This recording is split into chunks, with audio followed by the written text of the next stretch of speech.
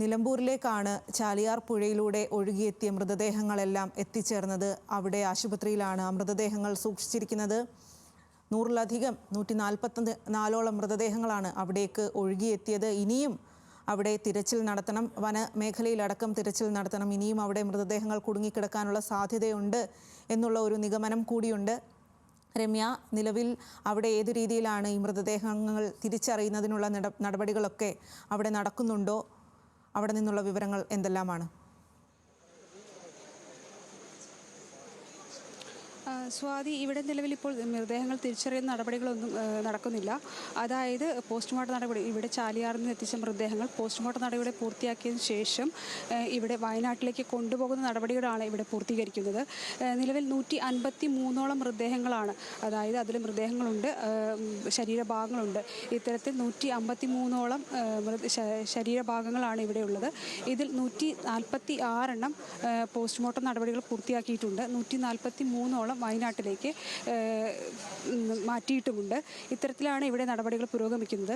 കൂടാതെ തന്നെ ചാലിയാറിൻ്റെ മേഖലകളിൽ, അതായത് വാണിയമ്പുഴ മേഖലകളിൽ ഇന്ന് കൂടുതലായി ആദിവാസി ഊരുകൾ കേന്ദ്രീകരിച്ചുള്ള ഒരു പരിശോധനയാണ് നടന്നുകൊണ്ടിരുന്നത്.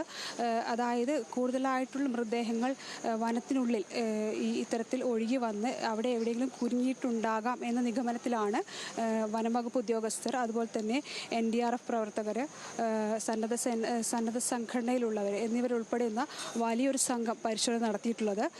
അതിൽ വരുന്ന റിപ്പോർട്ടുകൾ 9ഓളം